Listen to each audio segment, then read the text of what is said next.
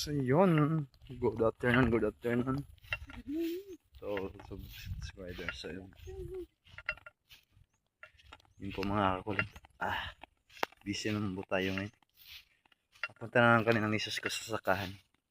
Kasi magtatabas kami ng damo. Tatabas kami ng damo na ng gilid ng kalabasa para hindi hindi tirahan ng daga. Kung ano chinas ko sa bib.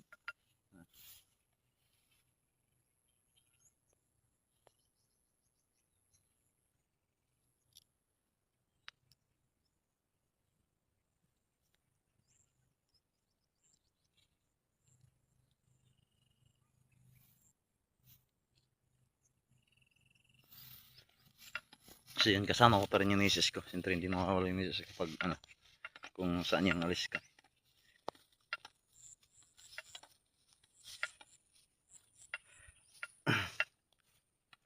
Wala tayong ibang gagawin ngayon kundi is magsisipag talaga. Kasi sobrang hirap ngayon mga kulit. Halos lahat ng mga tao dito is nagtatrabaho na sa Davao. May nagtatrabaho sa Butuan gawa ng sa sobrang hirap ng buhay ngayon. Kasi nga is sa totoo nga lang is ngayon yung mga farmers ngayon is yung biyanan ko lang po yung yung talagang nagtatanim kasi yung iba natatakot sa sa baha at saka yung iba naman yung nadala na sila sa sa kanilang pananim gawa ng inubos lahat ng daga, binubulabog ng daga yung nila, yung kanilang mga pananim. Kaya sa ngayon is parang yung mga ibang tao is nawawala na ng pag-asa sa sarili niya kaya sa pananim nila, kaya pumunta sila ng ibang lugar para magtrabaho. So kami naman papunta kami ng sakahan para magtabas ng damo.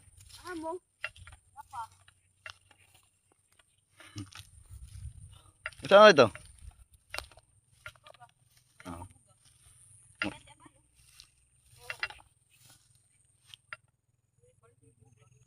Kuan ni, lampag basag-basag ni dito sa tabok. Yan. Tinining.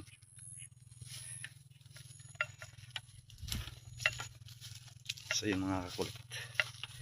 Baga hirap yung natin yan sa pagbablog din natin yan is ako nga kung lang wala lang yung trabaho ng diyanan ko, siguro is magpaplano na rin akong pumunta ng highway dun sa bayaw ko kasi baka magbabaka sakali ako dun, baka may mga applyan akong trabaho dun, pero nahirapan ako kasi meron pa akong kasi gusto ng biyanan ko na bago ako, ayaw ng biyanan ko kasi na yung magtatrabaho ako sa malayo na hindi ko kasama yung misis ko. Kaya ang ko ngayon, pag natapos na yung trabaho dito sa biyanan ko, so maghanap na naman kami ng sarili namin pagtatrabahoan para makapag-ipon kami at makapag-umpisa kami. Kasi ang hiling ko lang talaga ngayon is na kahit kubo man lang, makagawa kami ng kubo na may masisilungan kami ng misis ko. Kasi iba talaga yung may sarili kang tinitirahan kaysa naninirahan ka lang, kasi hindi ka makapag-isip, hindi ka hindi ka makapokus sa sarili mo kung naninirahan ka lang. Kasi yun ang sabi ng tatay ko ng boyfriend, tatay ko, yun talaga yung sinasabi niya palagi sa akin, na pag nagkaasawa ako is maganda talaga yung kakaumpisa ka pa lang, dapat may sarili ka ng tirahan para makapag-isip ka ng mabuti. So yun, hanggang dito muna ang ating video. Abangan nyo naman po tayo pagdating natin dun sa Tubahon, kasi marami tayong gagawin dun. Magtatabas tayo, pero siguro mamaya na siguro kami pag yung video wala nang araw, yung wala nang init, kasi hindi nakaka-survive yung misis ko sa init kasi may may yun nga yung ko, yun yung lagi kong din sa isip ko ngayon, kasi yung misis ko laging may sakit. O parang ano, gusto ko muna ipag-check up yung misis ko kasi nung nakaraang gabi yung didi niya sumasakit. Kaya kinakabahan ako baka mangyari dun sa kapatid ko na ano, muntik nang magka-cancer.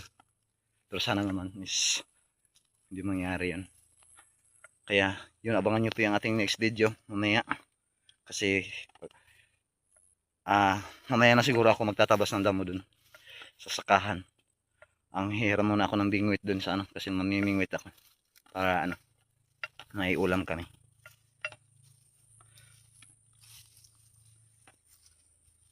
So yun, kasama ko misis ko. So yun, thank you to all subscriber. Abangan nyo ang ating next video. Maraming salamat. Isa. Ako saan yung password na? Yun, to be continue tayo mga kakulit. So pupunta na kami ng ano, tatawid na kami ng ibon. Kasi tatawid sa yung isa lima sa tanah ulit. Isa kayo. Tapos tayo ng gano'n. Para hindi bulabugin ng daga yung ating yung parang yung diyan ko.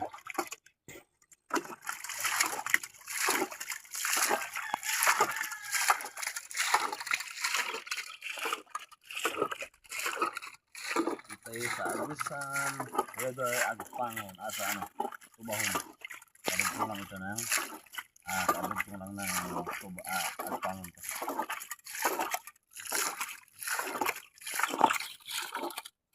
Ipapakita natin yung inisip na nung nakaraan. Yun yung sinapan namin ng langgana na nakaraan para sa sunog sa ano ng medicine. So ipapakita natin sa inyo yung maya kung gaano nakalaki ang ano tubo ng kalabasa.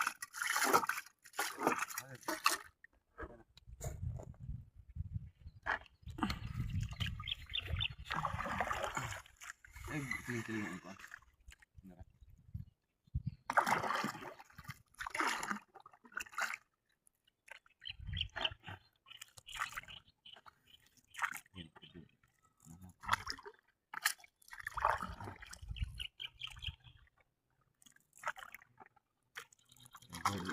Mamaya daan para sa ano yung sa racket ang bukas kasi mag-i-spray naman ako bukas. Tapos yung bayaw ko silungan mas nag-aararo sila kasi bubungkalin yung gitna ng kalabasa. Taturo ko sa inyo mamaya kung saan yung aararuhin nila hanggang bukas.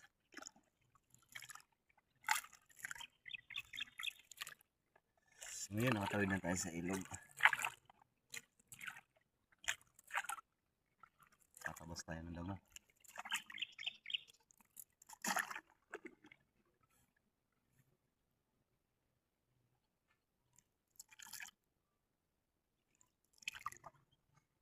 Ayun. So ayun. Dito muna ating video. Abangan nyo ang next video natin. Salamat.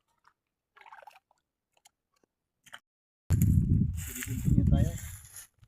Dito na tayo sa sakahan. So ito na yung ano, trabaho namin. Trabaho namin nakaraan. So ito yung aming pinoprotektahan, yung tinakpan namin ng planggana. So yun, malalaki na at ang lulusog pa. So ito yung kinalabasan na aming iniistrihan. So yun, makikita nyo. Medyo hindi na iwasan talaga na ano, yung nakikita nyo yung damo, hindi namin yan tinatamaan ng ano, ng medisina. Ito lang yung ano, itong talagang portion na may tanim ng kalabasa. So yun, makikita nyo. Ito lang yung, ano ba, tanaw niya ako ito ba? Ano yung, ito yung ano, ito lang yung pinukusa namin ng ano, bayaw ko sa nakaraan na inistrihan namin.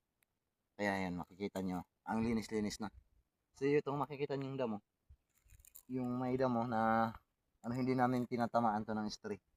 Kasi ang gagawin nito bukas, ito yung aararuhin nila, yung gitna, palagitnaan nitong may tanim para talagang malinis. hindi siya madamot tignan. So sa ngayon, ito yung ipapakita ko sa inyo. Dito tayo magtatapos ng damo. Yung ating ito yung ating trabaho ngayon. 10 minutes lang, di ba? Hmm? 10 minutes naman.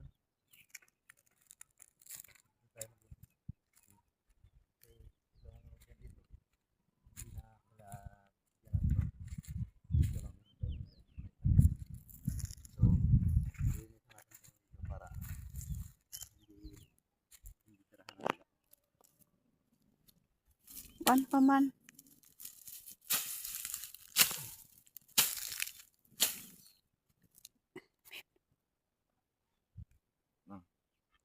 Nahirapan ako kung may nahirapan ako may wala ko yung bag.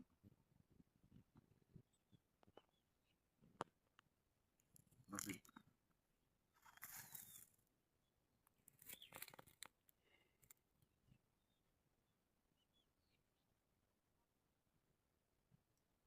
So yun, hindi tayo makapag ng mic. So wait lang, subukan natin. Hindi tayo hanapan natin ang paraan tong mic natin para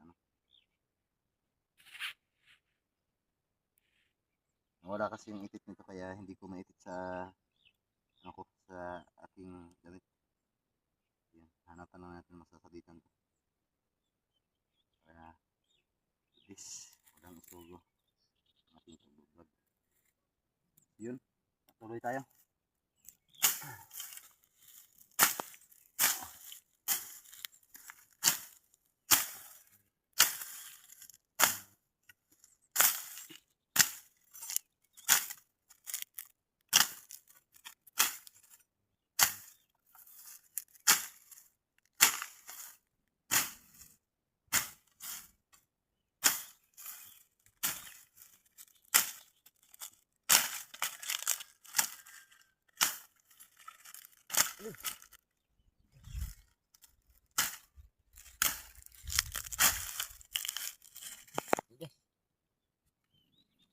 Gabi, bus na pa ako ng daga. Ay! Ay! Ay! Ay! Ang dami yun. Ah! Yan lang, ito focus nila sa kuwan.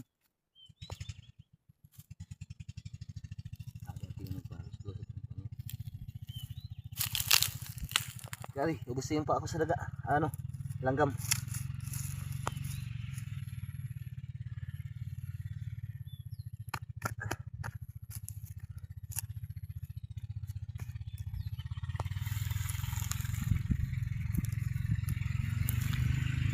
Nabulabog yung bahay ng langgam. Yun. Gabi.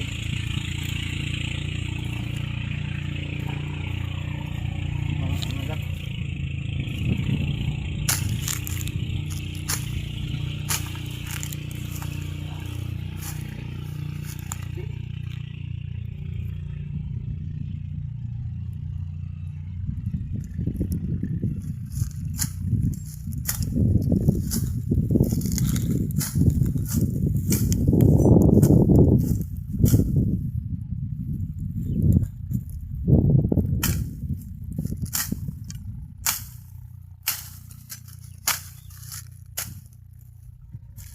Ah.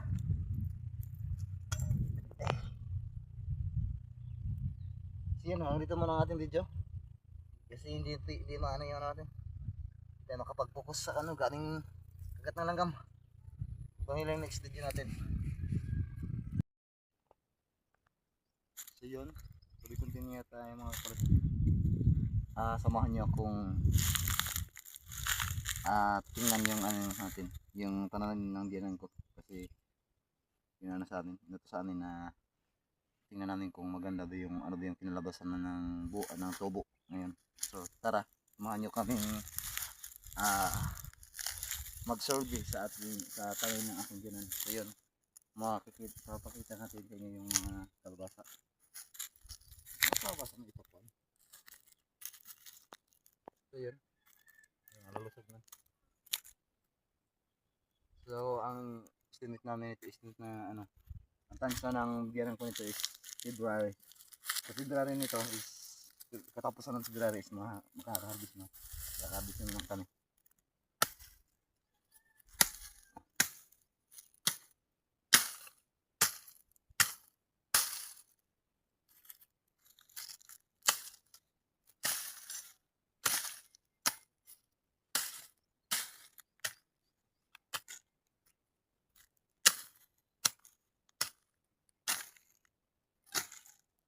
Dito na proud yung ano ko. Dito proud yung biyanan ko sa akin. Kasi kahit hirot lang daw ako. Nakikita nilang baga isin na sa akin yung ganitong mga trabaho. Baga ano, katulad dito ngayon pagtatabas ng damo, pag-aalaga ng mga tananim. Baga laro-laro na lang sa akin yung kung para sa akin kasi sanay na ako sa mga ganitong gawain. Kaya yun yung gusto ng biyanan ko na ano. Dahil kahit meron ng gawa ko pero sanay ako sa gawain. Yun ang talagang importante sa tao. Hindi importante na mayaman ka. Hindi importante na gwapo ka. Ang importante lahat ng gawain. Lahat ng importanteng gawain pwede nyo alam nyo. At kaya mo. Kaya mo gawin. So ngayon, plano ko ito yung dito na kasi hanggang dito lang yung pananim nila.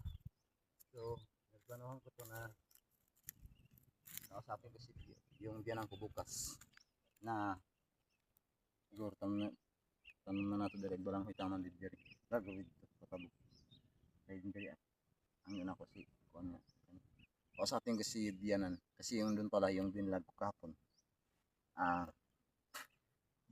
trininda lang pala sinangla lang pala sa kanila yun. So na ano na kinuha na ng may-ari yung pinakita ko sa inyo din doon kahapon na hindi pa ano yung damo yung makapal na damo pa tinuro ko sa inyo kahapon hindi pa pala kinuha na pala yun kasi sinangla lang sa kanila yun. So itong dito saktong-sakto pa lang naman sakto pa naman to pagkausapin ko yung biyanan ko na ano ako ang magtatanim dito tatanim ko itong dito yun. Kasi hanggang dito lang yung kalabasa eh.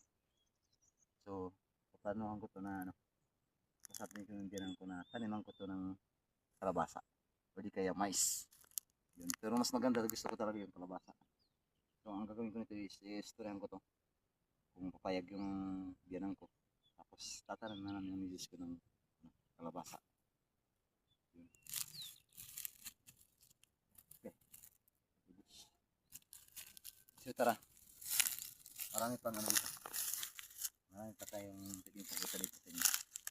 So makikita nyo itong mga tanim natin hindi pa ano baga hindi parehas yung kanilang laki kasi mayroon talagang ganito kasi sa ano yun sa seedlings yun mayroon seedlings na maiksi pa lang mayroon din seedlings na mataas na so ito yung nalabasan pero pag na-istra na to pero nang i-istra ito bukas papantay din to pag medyo yung sakton talaga sila sa edad nila sakton sila sa kanilang edad papantay din to so yung dito yun ang tataba yun ang lulusog so yung dun sa nagtatanong sa akin nakaraan ng publisher namin dito kung ano yung ang purpose nung kinakit namin planggana ito yun yung tinitiktahan namin yun makita nyo naman damo lang yung damo lang yung namatay damo lang yung lumanta hindi kasama yung tanim yun yung purpose sa ano yung sa planggana na pinakita natin dito dito so hindi tayo nakapag ano hindi tayo nakapag-direkta ng tatabas kasi hindi ako nakapagdala ng buto hindi ako naka-continue sa pagtatabas ng damo kasi gabi katinang pa ako yun o sakit kinagat ng ano daming ng ano daming langgam na yung pupulang langgam na masakit kaya bukas ko lang yun tapusin ko lang yung bukas pagtapos ko mag-spray dito Kasi magdadala ako ng buta. Meron ako ng buta. Hindi mamaya pa sana kaming hapon ng misis ko. Ito yung sirit ng araw. Hindi mag-ano sana kami. Ininingit sana muna kami kasi wala tayong mahiraman din. Ayun. Dito sa portion na to, malinis. Walang problema. Kasi wala nang damo. Yung portion na lang talaga doon na ano, yung makikita nyo dito na kadamo, yung mga damo. Yun. Pwede rin pagtaniman yun.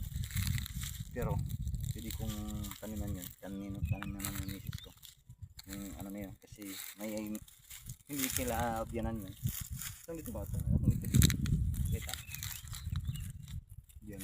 Pwede kong taniman yung kaso wala tayong ano. Malawak yung mga lupa dito na pwede natin pagtaniman. Kaso nga lang is wala tayong financing.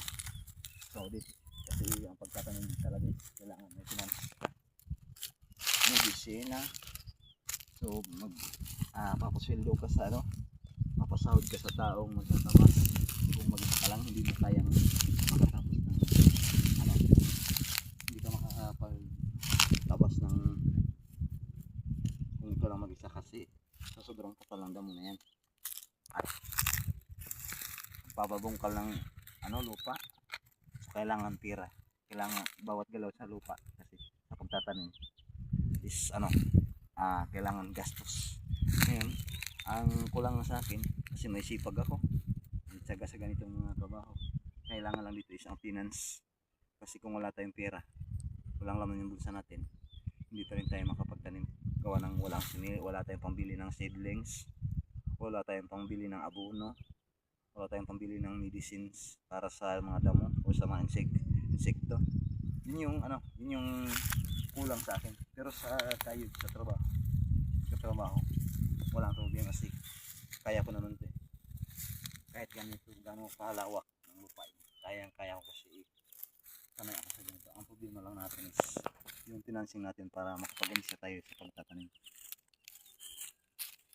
Kasi yung biyanan ko, hindi rin kami makakaasa sa biyanan ko kasi marami din silang tanim na kailang ginagastuhan. At saka hindi naman mayaman sila mama, sila papa tani na ano, kumbaga ano lang din sila, tamang-tama lang din yung pera din nila sa paggastos sa kanilang tanim. Yun, maganda din naman talaga yung may sarili tayong tanim sa pananim. Tulad sa aming area na ano, na may sarili ng pamilya. So maganda sana yun. Sana yung gusto ko na may magkasarili kami ng tanim namin at sa bahay. Para sa ganun is walang masabi. Kahit naman magulang ni Ria yun. Pero ayaw ko rin ng ano, yung may maririnig akong mga salita, lalo na sa mga kapitbahay na may marinig kayo, lalo na yung mga marites na sabihin na umaasa sa baka sabihin na umaasa ko sa biyanan ko, ganun. Kaya yun yung iniiwasan ko mga kulit na gusto ko makapagsarili ng tanim at saka sariling bahay. Yun yung ako gusto. So yun, tulad ng sinabi ko sa inyo hapon, hindi ko na ano, hindi ko muna ipagtutuloy yung pagtatabas ko doon kasi grabe yung kagat ng langgam. Hindi ako nakapagbuta. So tatapusin ko yung bukas. So hanggang dito lang ating video. Thank you to all subscribers. Maraming salamat kasi wala na. Medyo ano na yung miss ko sa tirik ng araw. Saka hindi kami nakapagbaon ng pananghalian namin kaya uuwi pa kami. Malayo pa yung lalakarin namin mamaya. 2 oras pa. Makikita makauwi sa pagpangon. So yun, maraming salamat to all subscribers. God bless you all.